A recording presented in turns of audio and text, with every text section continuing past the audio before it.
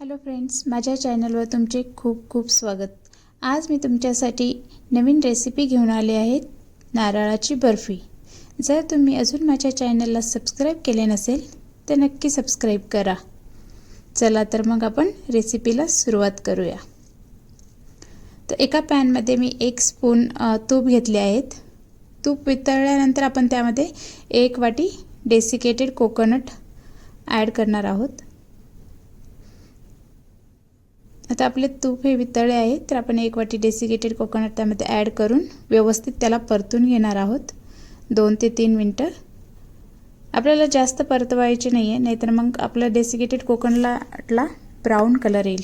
जर तुमच्याकडे desiccated coconut नसेल तर तुम्ही आपला ओला नारळ किसून घेतला तरीही चालेल। 2 ते 3 मिनिटं आपण त्याला व्यवस्थित असे परतून घेणार आहोत।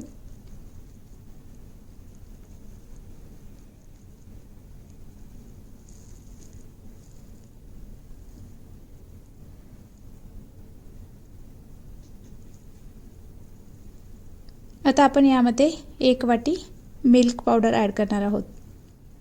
हेही आपण व्यवस्थित असे मिक्स करून घेणार आहोत।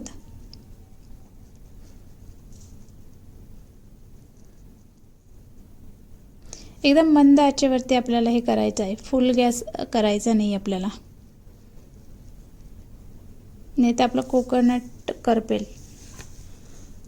त्यानंतर आपण यामध्ये अर्धा वाटी कंडेन्स मिल्क ॲड करणार आहोत। जर तुमच्याकडे कंडेन्स मिल्क नसेल तर तुम्ही शुगरचा यूज केला तरीही चालेल किंवा गुळाचाही वापर केला तरीही चालेल।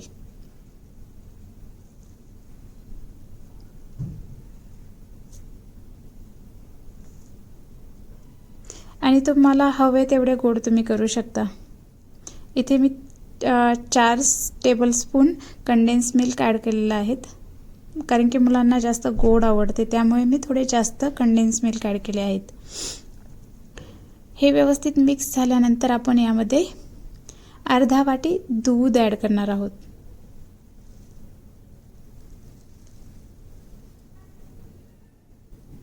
त्यानंतर आपण व्यवस्थित हे सगळं मिक्स करून घ्यायचं आहे। गॅस हा मंद आचेवरतीच हवा आहे आपला। जोपर्यंत आपले मिश्रण हे कढई सोडत नाही तोपर्यंत आपले मिश्रण रेडी नाही आहे बर्फी बनवण्यासाठी। व्यवस्थित असे आपल्याला हे मिक्स करून घ्यायचे आहेत। तुम्ही पाहू शकता थोडं थोडं हे मिश्रण आता आपले पॅनला सोडत आहे। तर आता आपले हे मिश्रण बर्फी बनवण्यासाठी रेडी आहे। तर मी एका प्लेटला खाली तूप लावून त्यावरती आपले जे मिश्रण आहे ते मी हाताच्या साहाय्याने थापून घेत आहे। जर तुमच्याकडे बर्फीचा ट्रे असेल तर तुम्ही तोही यूज करू शकता। खाली बटर पेपर ठेवू शकता त्याच्या, आणि बटर पेपरला थोडंसं तूप लावून किंवा तेल लावून त्यावरती तुम्ही आपण जो डो बनवलाय बर्फीचा तो त्यावरती हलक्याशा हाताने प्रेस करून किंवा स्पूनच्या साहाय्याने प्रेस करून त्याला आकार देऊ शकता। तर आता आपला थोडा वेळ 10 ते 15 मिनिटं आपण याला थंड होण्यासाठी ठेवणार आहोत।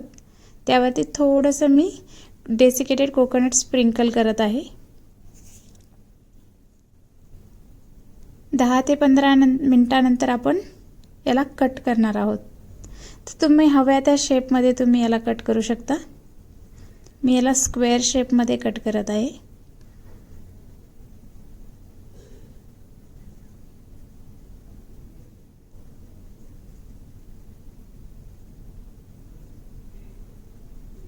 तुम्ही ही रेसिपी तुमच्या घरी नक्की ट्राय करा आणि कशी झाली मला हे कमेंटमध्ये नक्की सांगा।